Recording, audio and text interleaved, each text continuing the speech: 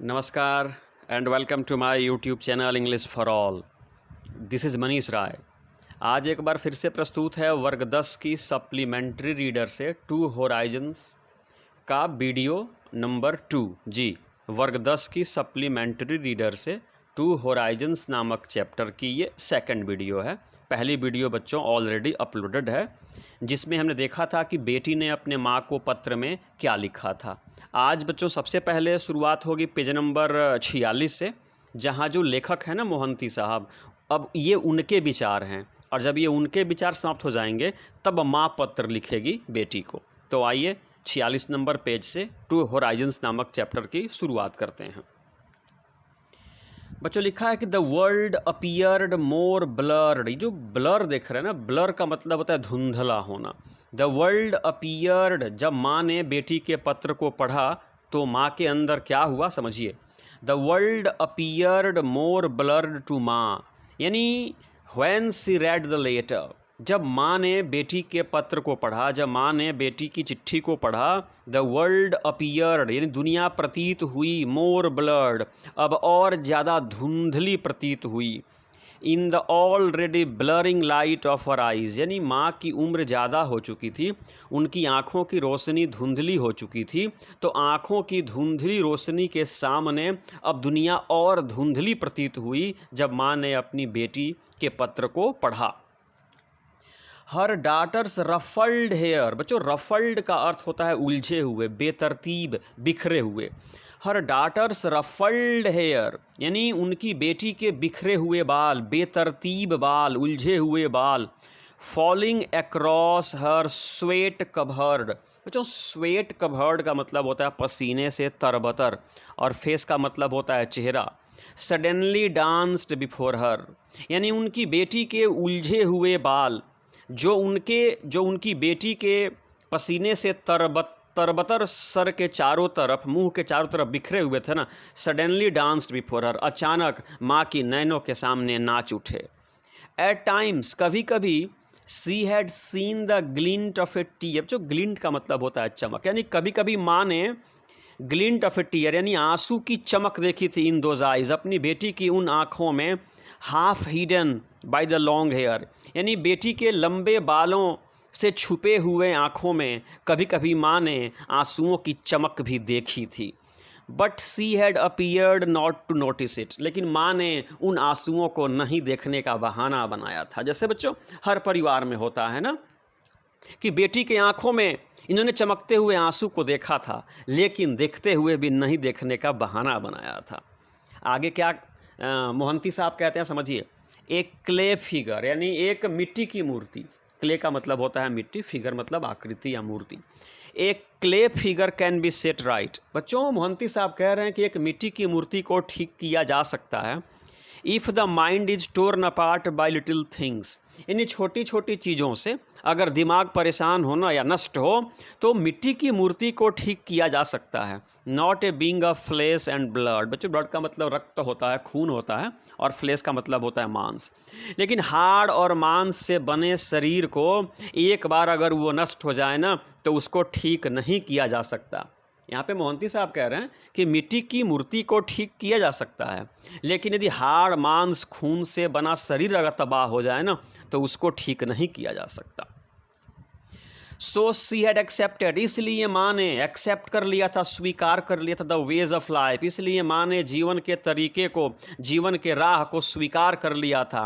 And had remained silent, और खामोश रहती थी। रिमेन साइलेंट का मतलब शांत रहना, और माँ खामोश रहती थी क्योंकि वह जीवन की हकीकतों को स्वीकार कर चुकी थी। बट व्हाट वाज दिस, लेकिन यह क्या था? मोहंती साहब कहते हैं लेकिन यह क्या था?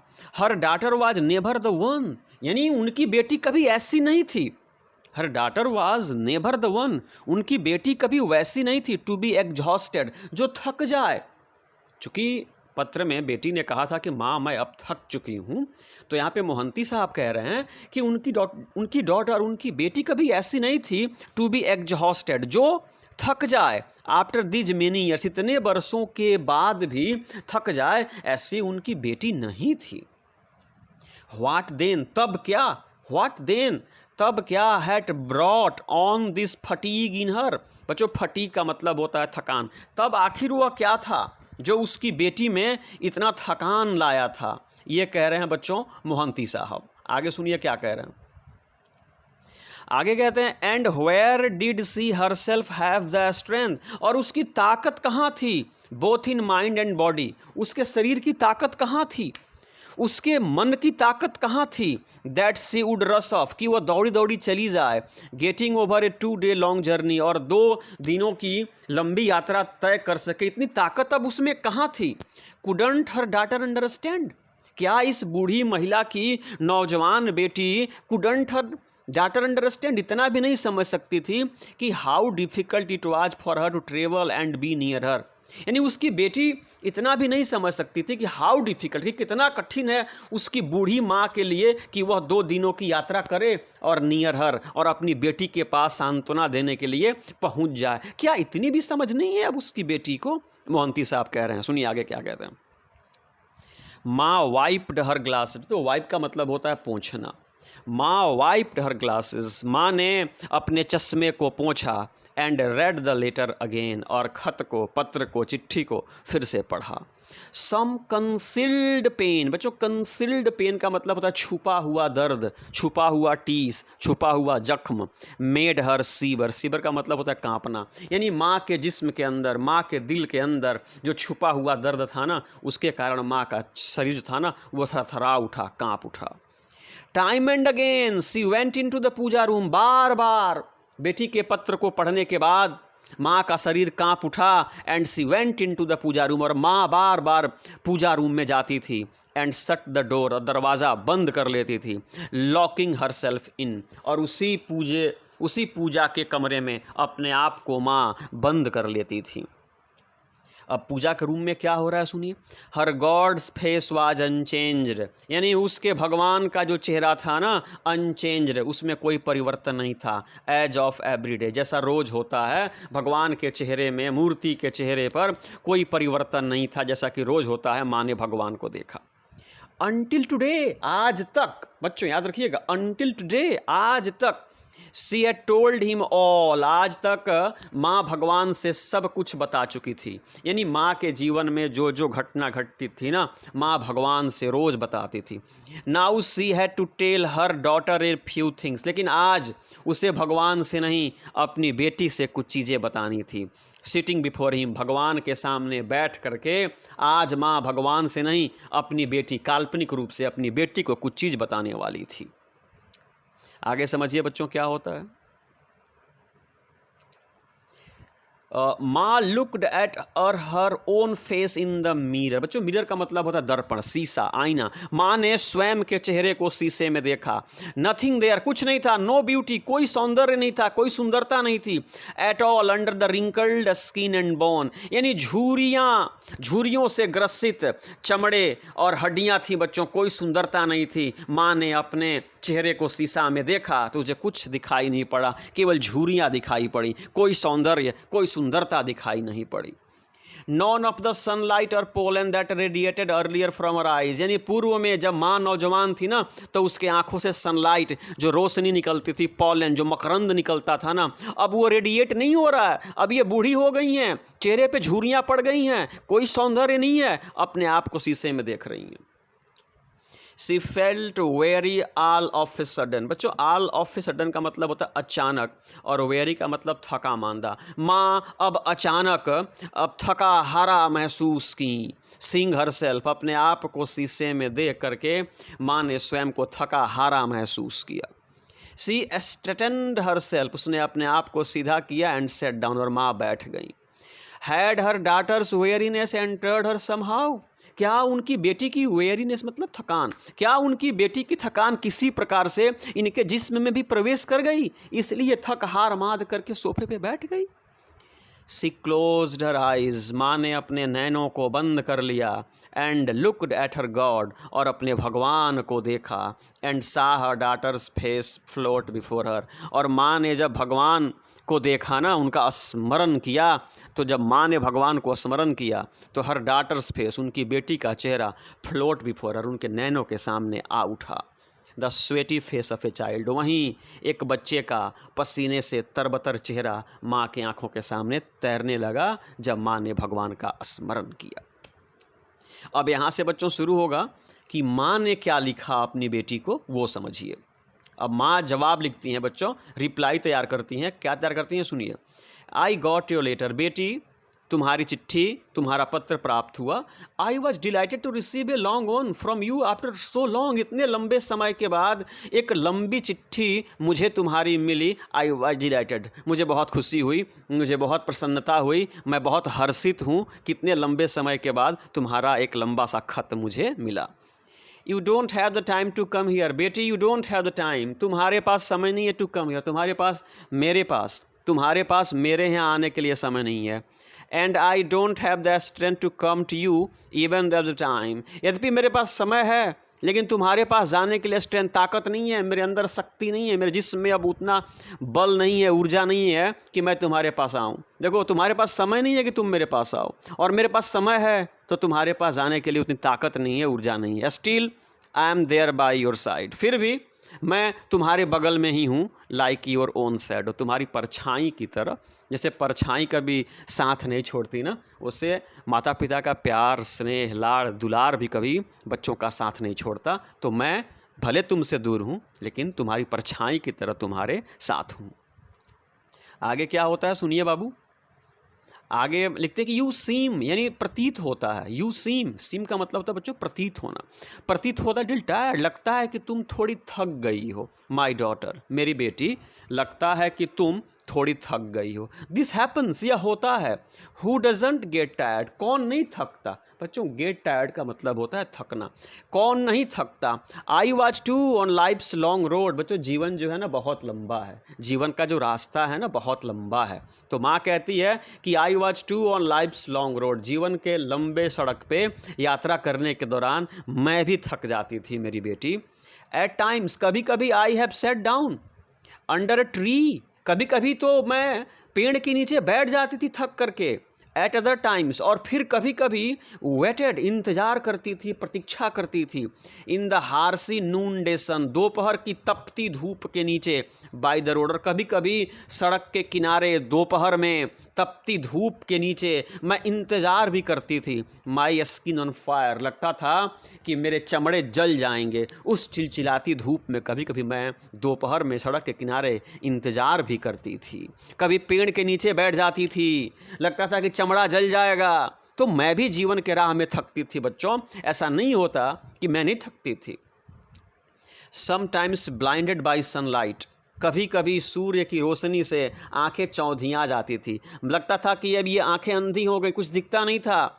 Sometimes walked on fearlessly, fearlessly मतलब निडर होकर के। और कभी कभी मैं तुम्हारी माँ, कभी कभी मैं तुम्हारी माँ वॉकड ऑन फियरलेसली, बिना डरे चलती थी। In the total dark of A moonless night, यानी मूनलेस नाइट का अर्थ होता बच्चों बिल्कुल अंधेरी रात में सड़कों के ऊपर मैं बिना डरे चल पड़ती थी। लॉफिंग और क्राइंग, हंसते हुए या रोते हुए चलना था तो जीवन के राह पे मैं बिना डरे चल भी पड़ती थी। देन, तब, लिविंग फॉर ए मोमेंट, एक पल के लिए जी लेती थी। ड्यूरिंग द होल डे, पूरे दिन के दौरान तब एक पल के लिए जी उठती थी। To die in the next, मानो ऐसे कि अगले पल मुझे मर जाना है। एंड बी रिजरेक्टेड अगेन, बच्चों रिजरेक्ट का मतलब होता है जीवित होना, और फिर से जीवित हो जाने के लिए। यानी माँ कह रही हैं कि पूरे दिन में एक पल के लिए जी लेती थी, है ना। To die in the next, कि अगले पल मुझे मर जाना है, और फिर से रिजरेक्टेड अगेन, और फिर से मैं जीवित हो जाती थी। डू यू नो, क्या तुम्हें मालूम है। Who made me fall and made me got up, तुम्हें मालूम है कि कौन मुझे फॉल गिराता था एंड गेट अप, और कौन मुझे उठाता। तुम्हें मालूम है बेबी, तुम्हें मालूम है कि मुझे कौन गिराता और कौन उठाता। हु किल्ड मी, कौन मेरी जान लेता, and brought me to life again, और कौन मुझे फिर से जीवन देता। तुम्हें मालूम है, इट वॉज माई सेल्फ, वो मैं थी।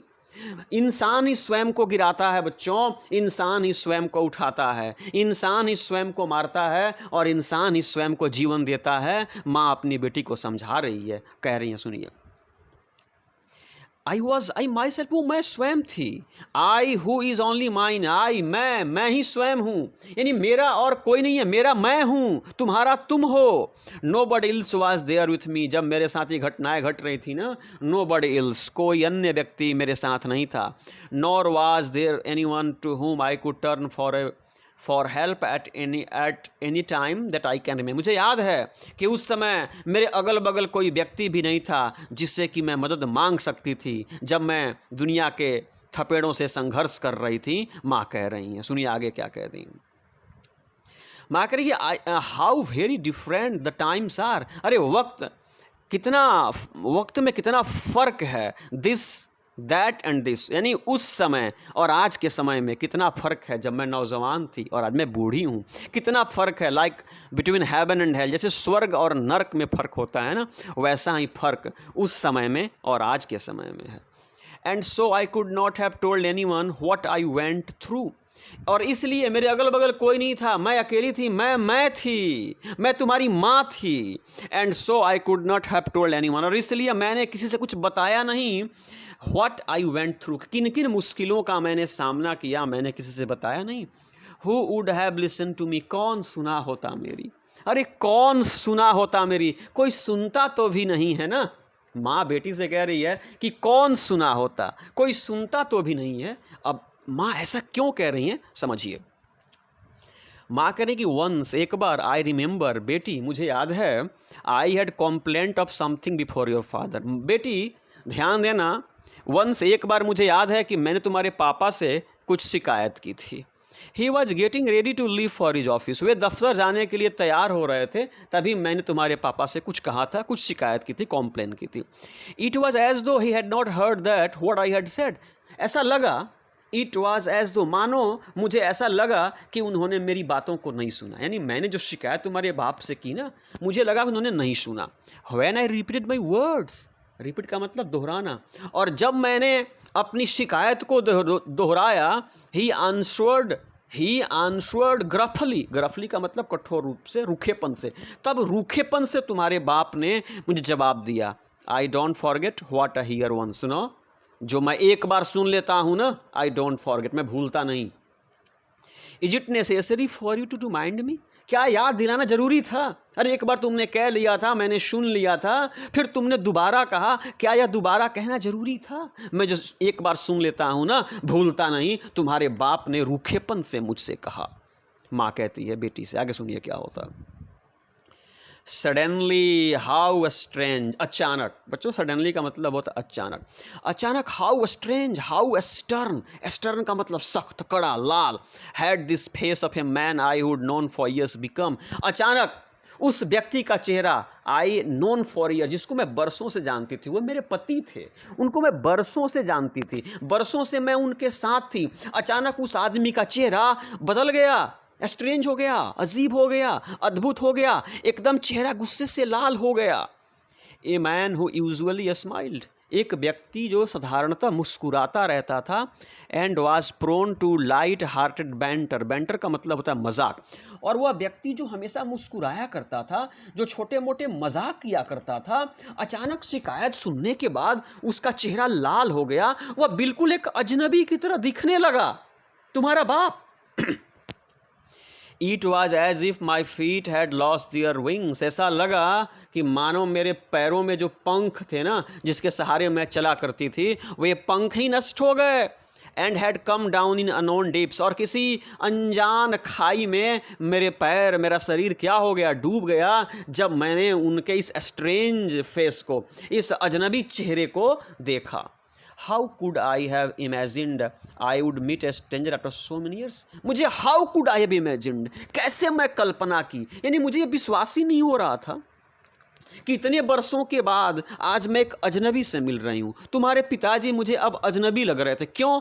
क्योंकि उनका ऐसा चेहरा, ऐसी बेरुखी मैंने पहले कभी नहीं देखी थी, और ऐसे बेरुखी चेहरे को आज मैं देख रही थी, तो मुझे तुम्हारे बाप अब अजनबी लग रहे थे। फ्रॉम देन ऑन, उस दिन के बाद बेटी, उस दिन के बाद, I never said anything to him, मैंने उनसे कुछ नहीं कहा। Nor did I face that stranger again, और नहीं मैंने उस दिन के बाद से उनसे कुछ शिकायत की, और नहीं उस दिन के बाद से वह अजनबी फिर से मुझको दिखाई दिया। तो बच्चों, जो अपने होते हैं ना, वे भी कभी कभी पराये हो जाते हैं परिस्थिति के हिसाब से। समझिए, एक और दृष्टांत मैं आपके सामने प्रस्तुत करता हूँ। माँ एक और बार क्या कहती है, सुनिए।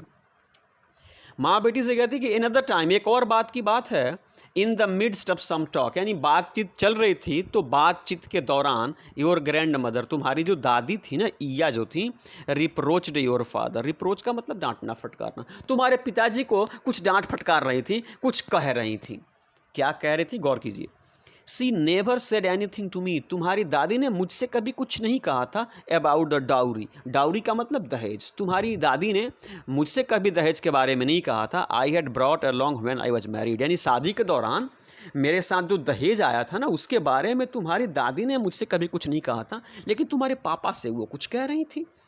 ऑन द अदर हैंड, जबकि दूसरी ओर, सी एक्सटोल्ड, एक्सटोल का मतलब प्रेज करना, अप्रिसिएट करना, प्रशंसा करना। सी एक्सटोल्ड एवरी वर्च्यू ऑफ माइंड, तुम्हारी माँ जो थी ना, मेरे हर गुणों की तारीफ करते नहीं थकती थी। कभी दहेज के बारे में मुझसे कुछ नहीं कहा था, तुम्हारे बाप से वो कह रही थी। ऑन दैट ओकेजन, उसी अवसर पे जब दहेज के बारे में तुम्हारी माँ तुम्हारे बाप से कह रही थी ना, I had answered back. Answer back का मतलब तपाक से जवाब दे देना। मैंने तुम्हारी दादी को जवाब दे दिया, इन एंगर, गुस्से में पहली बार मैंने तुम्हारी दादी को जवाब दे दिया। फिर देखिए दादी का चेहरा कैसे होता है। Her face tore open in obvious irritation, जब मैंने तुम्हारी दादी को जवाब दे दिया ना, हर फेस, उनका चेहरा एकदम नाराजगी से, खिन्नता से खुल पड़ा। इट सीम्ड, ऐसा लगा है, GIF every wishes of motherhood had vanished in a moment. ऐसा लगा, जो बच्चों विजिज जो लिखा है ना, इसका मतलब चेहरा होता है, मुख होता है, भाव होता है। यानी उनके चेहरे पे जो मातृत्व का भाव था ना, वह पल भर में ही वैनिश हो गया, गायब हो गया, लुप्त हो गया। उनका चेहरा भी तमतमा उठा जब मैंने उनको जवाब दिया। किनको? माँ को। यानी अब माँ भी, सुनिए क्या, आई वॉज अमेज्ड, मैं चौंक गई। माँ के चेहरे को देख करके मैं चौंक गई, शॉक्ड, मैं शॉक्ड रह गई। मेरी माँ कह रही हैं कि दादी के चेहरे को देख करके मैं शॉक रह गई। The entire world suddenly appeared poor to me, पूरी दुनिया अब मुझे बुरी दिखने लगी। माँ कह रही हैं, एंड लेटर, बाद में, I began to ignore whatever she said, और बाद में तुम्हारी दादी जो कुछ भी कहती थी ना, मैं उस पर ध्यान नहीं देती। Even tried not to go into the meaning of such words when I overheard them, जब कभी भूल चूक से तुम्हारी दादी की शिकायतों को मैं सुन लेती थी ना, तो भी उसके अर्थ पे नहीं जाती थी, उनकी बातों पे ध्यान नहीं देती थी, क्योंकि वह घटना मुझे याद है जब उनका चेहरा भी गुस्से से तमतमा उठा और उनके चेहरे पर से भी मातृत्व का जो भाव था ना, वह भी गायब हो गया और वह भी मुझे अजीब, अजनबी दिखने लगी। तो देखा ना, तुम्हारे बाप भी अजनबी दिखने लगे जब मैंने शिकायत की, और जब तुम्हारी माँ को जवाब दिया तो अभी अजनबी दिखने लगी। तो इस दुनिया में अपना भी कभी कभी अजनबी दिखने लगता है मेरी बेटी, माँ बता रही हैं। आगे सुनिए क्या होता। आगे कहते हैं कि have you observed the mimosa plant my daughter, बेटी क्या तुमने कभी वो टच मी नॉट, छुई मुई का पौधा देखा है? आप भी देखे होंगे ना बच्चों, जैसे ये छूते हैं मुरझा जाती है। तो have you observed the mimosa plant my daughter, मेरी बेटी क्या तुमने कभी छुई मुई का पौधा देखा है? Have you seen the millipede of the monsoon months, यानी मानसून के महीनों में, बरसात के महीनों में, वे जो गोजर होते हैं ना बच्चों, जिनको आप छूते हैं तो वो गांठ बन जाते हैं, राउंड बन जाते हैं, तुमने देखा है मेरी बेटी? How it curls itself into a tiny ball when touch, जब छुआ जाता है तो कैसे वे अपने आप को समेट लेते हैं, वे बिल्कुल गोल बन जाते हैं। My whole life long I have been that, मैं उसी तरह से अपना पूरा जीवन जी हूँ। जब भी कुछ होता है मैंने आपको समेट लिया, मैंने अपने आप को उसी गोजर की तरह, उसी मिलीपीड की तरह मैंने अपने आप को समेट लिया। उस दिन के बाद से ना कभी कोई शिकायत की और ना किसी को मैंने गुस्से में जवाब दिया। मुझे जो कुछ सुनने को मिलता ध्यान नहीं देती थी, और अगर कुछ हो भी जाए ना तो मैं अपने आप को समेट लेती थी, मैं कभी जवाब नहीं देती थी। But now I feel certain of one thing, लेकिन आज मैं एक चीज़ सर्टन महसूस करती हूँ, that all of them could not have gone on without my help, कि वो तुम्हारी जो पापा हैं ना, तुम्हारी जो दादी थी ना, could not have gone on, यानी आगे नहीं बढ़े होते विदाउट माई हेल्प, मेरी मदद के बिना वे आगे नहीं बढ़े होते। मैंने उनकी बहुत मदद की, लेकिन वे भी समय आने पर मेरे लिए अजनबी हो गए थे। एंड सो, और इसलिए, लाइक द न्यू डे, नए दिन की तरह, I was reborn every morning, मेरा रोज़ नया जन्म होता था। जैसे रोज़ सूर्य उगते हैं ना, वैसे ही मेरा रोज़ नया जन्म होता था मेरी बेटी। तुम कहती हो मैं थकती नहीं, मैं भी थकती थी। मैंने अपने आप को उसी मिलीपीड की तरह बना लिया था, और हर सुबह मेरा भी जन्म होता था और शाम को एक मृत्यु के समान होती थी। I never found time to look into myself, अपने आप के अंदर देखने का मेरे पास कभी वक्त ही नहीं मिला। मैं इस कदर परिवार में उलझी रही कि अपने आप को देखने का मेरे पास वक्त ही नहीं था। आई वंडर, मुझे हैरानी होती है, whether you have seen much of me, कि तुमने मुझको इतना ज़्यादा कैसे देख लिया है। मैंने तो अपने आप को देखा ही नहीं है। But I have never considered looking carefully at my self, लेकिन कभी मैंने अपने आप को सावधानी से देखा ही नहीं है। लेकिन मुझे हैरानी होती है कि तुमने मुझको इतना देखा है। माँ कह रही हैं बेटी से। आगे सुनिए, आगे थे you speak of being whole, बेटी तुम बीइंग होल, तुम पूरी होने की बात करती हो, तुम फुलफिलमेंट की बात करती हो। जो फुलफिलमेंट का मतलब होता है तृप्ति, इसका अर्थ होता है पूर्णता, इसका अर्थ होता है पूर्ति, इसका अर्थ होता है संतोष। बेटी तुम संतोष की बात कर रही हो, तुम तृप्ति की बात कर रही हो। Is fulfilment something which can be brought, क्या तृप्ति कोई ऐसी चीज़ है, क्या संतोष कोई ऐसी चीज़ है विच कैन बी बॉट, जिसको खरीदा जा सकता है। बेटी can it be gifted to someone if he wants to, चाह करके भी क्या तृप्ति, संतोष, पूर्णता किसी को उपहार स्वरूप दिया जा सकता है। यू स्टिल रिमेंबर, तुम्हें अभी भी याद है, डोंट यू, याद है ना, of the tale of the crocodile, तुम्हें वो टेल कहानी याद है ना बेटी। क्रोकोडाइल मतलब घड़ियाल, बिफ्रेंडिंग दोस्त बनाना, ये मॉन्की, याद है ना तुमको वो कहानी जहाँ घड़ियाल बंदर को दोस्त बना रहा था। क्यों बना रहा था? कि समुद्र के नदी के बीचों बीच ले जा करके उसको मैं खा जाऊं, अपनी भूख मिटा लूं, इसीलिए ना दोस्ती कर रहा था। याद नहीं है क्या कहानी वो? माँ कहती हैं बेटी से। क्यों कहती हैं सुनिए, the more one comes closer to someone, जितना ही एक व्यक्ति दूसरे व्यक्ति के करीब जाता है, the more one eats into the other, उतना ही एक व्यक्ति दूसरे को नष्ट करता है, खा जाता है। जिस प्रकार से बंदर से घड़ियाल ने दोस्ती की, उसको अपने करीब लाया, क्यों? क्योंकि वो खा सके। उसी प्रकार से नाते और रिश्ते होते हैं। तुम जिस व्यक्ति के जितना ही करीब जाओगी ना, वह व्यक्ति तुम्हें उतना ही ज़्यादा नष्ट करना चाहेगा, तुम्हें खाना चाहेगा, तुम्हें पराधीन बनाना चाहेगा, तुम्हें गुलाम बनाना चाहेगा, वह तुम्हें अपने अधीन करना चाहेगा। ऐसा होता है बेटी।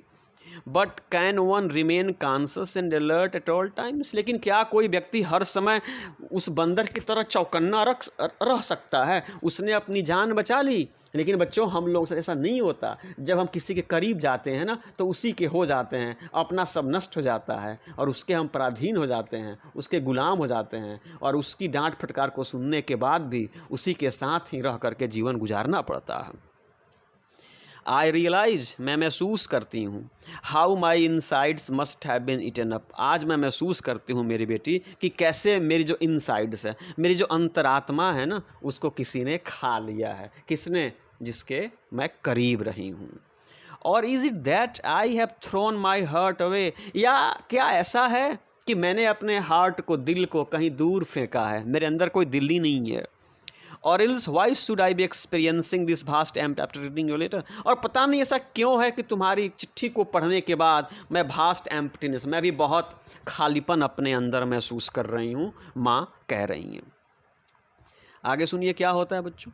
आगे कहते हैं कि इफ़ यू थिंक, माँ कहती है कि इफ़ यू थिंक, अगर तुम्हें लगता है, that I possess this deep sense of fulfilment, अगर तुमको लगता है कि जो डीप सेंस है ना, जो गहरी समझ है किसकी? फुलफिलमेंट की, तृप्ति की, संतोष की, पूर्णता की, अगर तुम्हें लगता है कि संतोष की समझ है मुझे, डीप सेंस है इसकी, देन आई वुड से, तब मैं तुमसे कहूँगी कि it is but the simplicity of N innocent child, यह एक इनोसेंट चाइल्ड, एक निर्दोष बच्चे की, एक अबोध बच्चे की ये सादगी है। जो संतोष, जिस संतोष की तुम बात कर रही हो, जिस पूर्णता, जिस तृप्ति की बात कर रही हो ना, यह एक छोटे अबोध बालक की क्या है? सादगी है। सादगी में ही संतोष है, सादगी में ही तृप्ति है, सादगी में ही पूर्णता है मेरी बेटी। सुनिए, the companion of my Joy, बच्चों कंपेनियन का मतलब होता है साथी। The companion of my Joy and sorrow, यानी मेरे सुख और मेरे दुख के साथी, इज़ ओनली माई गॉड, अगर कोई है तो वो एकमात्र हैं और वो है मेरे भगवान, who is there before me, जो यहीं मेरे सामने उनकी मूर्ति खड़ी हैं, यहीं मेरे सच्चे दोस्त हैं, सुख के भी साथी हैं और दुख के भी साथी हैं। I have surrendered myself to him, मैंने भगवान को आत्मार्पित कर दिया। तुम भी अपने आप को, अपने भगवान को आत्मार्पित कर दो बेटी। मैंने भगवान को आत्मार्पित कर दिया है। मेरे सुख भी उनके हैं, मेरे दुख भी उनके हैं, और वहीं एकमात्र मेरे कंपेनियन हैं, वहीं एकमात्र मेरे साथी हैं। To he my pain and tears, my losses and agonies, उन्हीं को मैंने अपना दर्द भी सौंप दिया, एंड टीयर्स, उन्हीं को मैंने अपने आंसू भी सौंप दिए, माई लॉसेज, अपने नुकसान हानि को भी मैंने उन्हीं को सौंप दिया, एगनीज, अपने कष्ट पीड़ा तकलीफ को मैंने उनको ही सौंप दिया है। यानी मैंने अपने आप को उनको आत्मार्पित कर दिया है। वहीं मेरे दोस्त हैं, सुख के भी और दुख के भी, और इसी में संतोष की प्राप्ति है मेरी बेटी, माँ कह रही हैं। सुनिए, बट यू विल फाइंड, आगे माँ कहती हैं कि but you will find no use for the key to my fulfilment, लेकिन बेटी मेरे लिए जो संतोष की चाबी है ना, जो पूर्णता की चाबी है, जो तृप्ति की चाबी है ना, वो तुम्हारे लिए you will find no use, कोई उपयोगी साबित हो सकता है कि ना हो। यू हैव टू सीक, तुम्हें ढूंढना है, खोजना है विद इन योर सेल्फ, यानी संतोष की जो चाबी है ना वो तुम्हारे अंदर है। You have to seek within yourself, तुमको ढूंढना है। Find for yourself the key, तुम्हारे लिए संतोष की जो चाबी है ना, जो पूर्णता की चाबी है, जो तृप्ति की चाबी है ना, जिस यू नीड, जिसकी तुम्हें ज़रूरत है ना, तुम्हारे अंदर है, उसको ढूंढो। यू आर नॉलेजेबल, तुम ज्ञानी हो, एंड इंटेलिजेंट, और तुम बुद्धिमान हो। You possess the gift of searching for things, तुम्हें चीज़ों को ढूंढने का ज्ञान है, चतुराई है, बुद्धिमता है, तुम चीज़ों को ढूंढ सकती हो। यानी जिस संतोष की तुम बात करती हो उसको ढूंढो, तुम ज्ञानी हो, तुम चतुर हो, तुम चालाक हो। With the glittering world before you, बच्चों ग्लिटरिंग का मतलब होता है चमचमाती दुनिया तुम्हारे सामने है। किस चीज़ से तुम्हें संतोष की प्राप्ति होगी ना, तुम स्वयं ढूंढो, क्योंकि तुम नॉलेजेबल, ज्ञानी हो, और तुम इंटेलिजेंट भी हो, तुम तेज भी हो, तुम स्वयं ढूंढो।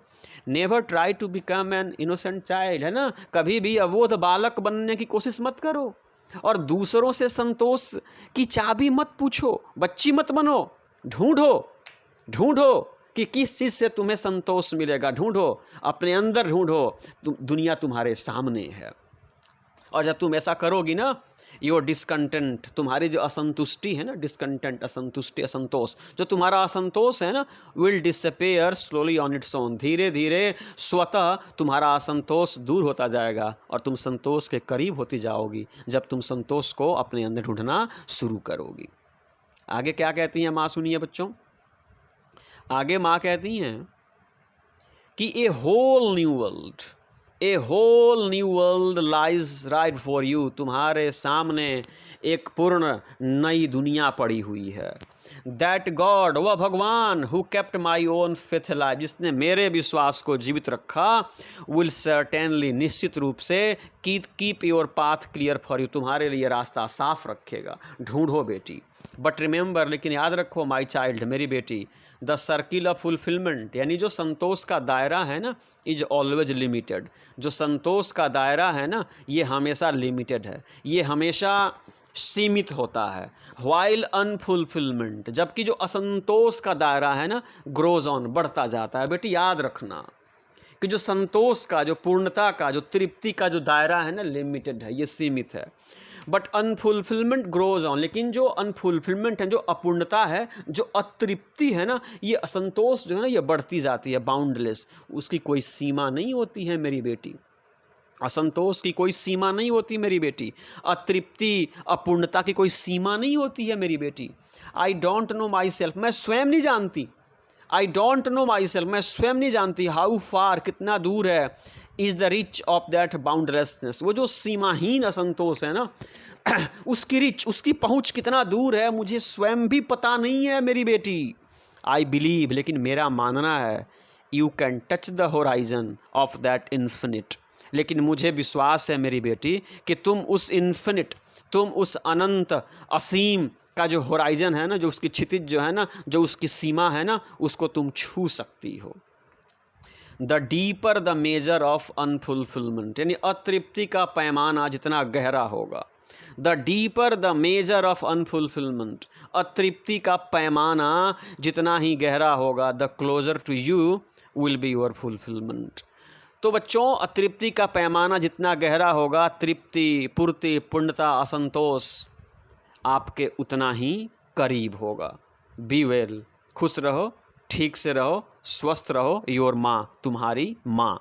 तो यहाँ पर माँ की चिट्ठी समाप्त हुई। माँ बेटी से कह रही है कि असंतोष का कारण स्वयं व्यक्ति के अंदर होता है, बाहर नहीं होता है ना। तो असंतोष के कारणों को तुम ढूंढो। तुम पढ़ी लिखी हो, तुम बुद्धिमान हो, तुम ढूंढ लोगी। और जब तुम मेरी तरह संतोष का कारण ढूंढ लोगी ना, तो तुम्हें भी संतोष, तुम्हें भी तृप्ति, तुम्हें भी पूर्णता की प्राप्ति होगी, जैसे मुझे प्राप्ति हुई थी। बच्चों, तो ये थी टू होराइजन की अंतिम वीडियो। यह वीडियो पसंद आई हो तो प्लीज़ चैनल को सब्सक्राइब करें, वीडियो को लाइक करें, अपने मित्रों से भी शेयर करें। जय हिंद।